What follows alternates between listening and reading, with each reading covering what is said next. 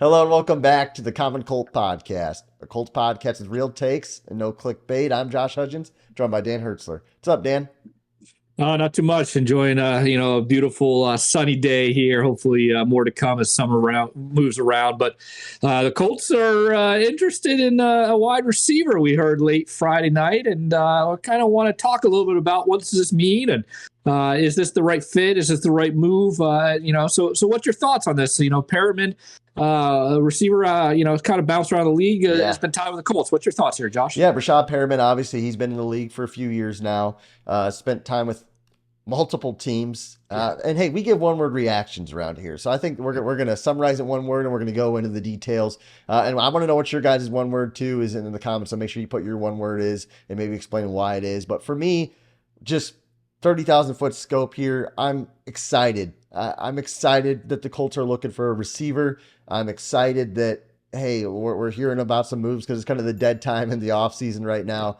And the receiver, I feel like, is a position where you can sign somebody just in the middle of the offseason and they could possibly make a difference. I'm not sure if Breshad Perriman's the guy that's going to be a major big-time difference maker, but they do need help at receiver. So yeah, I'm excited. What about you?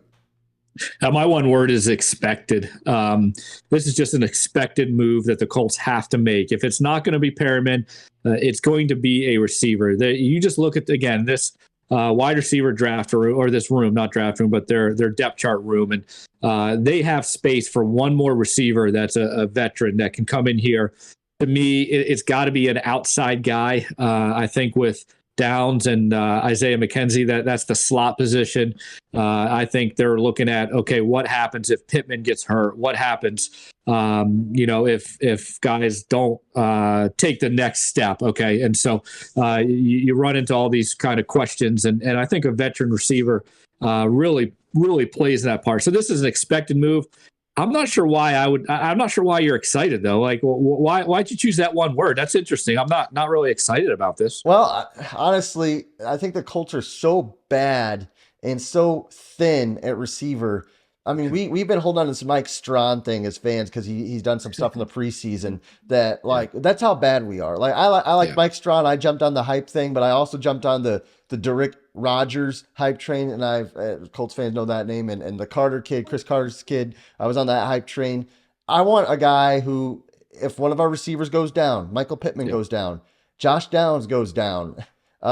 Who's our guy who's going to make a big play? I'm not saying Breshad Perriman's the savior of the Colts receiving core, but if Downs goes down or Downs is Downs, then we need somebody who can catch the ball or go deep and blow by. We didn't have that last year. So just to have that depth at the receiver position, that makes me excited. Now look at his stats. He's a veteran guy, 67 games. I think he started like 22, 15 touchdowns in his career. He's not a world beater. He's not, but this is and we say bargain bin Ballard. I think this shows that we're not in the Hopkins sweepstakes, but this is the veteran presence that we needed to come in and fill in for a guy if he's hurt and be serviceable. I think that's what this move would be and help these young guys develop. I think it's smart by Ballard. Look, we're not going to win a Super Bowl this year, and I think we both know that. So to have a guy who can maybe make a difference and help these guys grow without taking snaps away, that's what kind of makes me excited.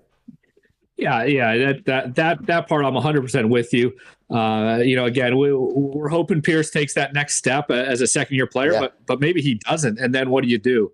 I mean, there's always that thought in the back of your mind. So this is an expected move. I just, you look at this guy and you look at his numbers, you look at his stats. Hey, there's one thing to be said about sticking around the NFL. And so even though he's bounced around a lot of teams, he's stuck in the NFL. And that means something because there's all these young guys coming in, taking your spots, and he's going to be, good enough to stay around. And like you said, I mean, he's not going to demand a lot of attention or a lot of targets, and that doesn't take away from the other guys. I'm curious though, he supposedly the report is he came in on Friday. Now we're sitting here Sunday. There's been no talk, no conversation.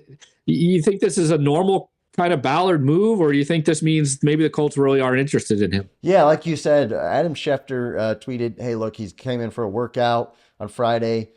He no contract though. And this is kind of typical Ballard thing. We know a lot of Colts fans know Chris Ballard's kind of a heavy negotiator. He's not known as the guy who gets a free agent in and day one he signs them. I know Ryan Grigson was kind of the guy where, hey, if he comes to Indy, he's not leaving leaving the facility without a contract. Ballard's not really that guy. They're going to work him out. They're going to crunch the numbers and they're going to try getting him for as cheap as they can, kind of thing. So, and I think that's where Ballard works his magic, actually, is these late off-season free agent signings where you can afford to do that, because at the end of the day, if you miss on Periman, there's still Jarvis Landry still an option. I mean, you can look at Kenny Galladay. Maybe he's a little more expensive an option. Maybe N'Keal Harry, but at the end of the day, no harm, no foul if they swing and miss on this guy. Yeah, I look at the list that you just mentioned there, and I don't see too many really other good options. I think Landry is one of them. He would be one I would take over Periman.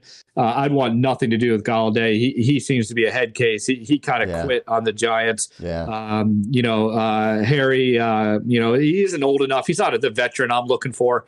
I do want a veteran that's been in the league 6-7 years. Hey, Breshad Perriman, he's been, playing in the Tom Brady system. He's been with Mike Evans and Godwin, those guys down there. Like, he's just rubbing shoulders with those guys. That's what I want. I want someone that's been in the league for a long time, rubbing shoulders. So to me, the only two options here are Jarvis Landry and Periman. And so I hope the Colts get this done because like we said earlier, Hopkins, we're out of that. I mean, that was kind of hopefully optimistic side that we could get him, but I don't even think we want to pay him is probably what he's asking for. So I think this is a good move. I hope the Colts get it done. I hope Ballard doesn't push it too far and lose this guy because there's really not many other options. And I don't see any other choice that we have on this list. Yeah, no, I tend to agree. As you look through the list, I mean, it is kind of scarce, the receiving market is, but hey, that's where we're at. And guys, I would appreciate if you took a moment and subscribe to our channel and obviously comment your thoughts.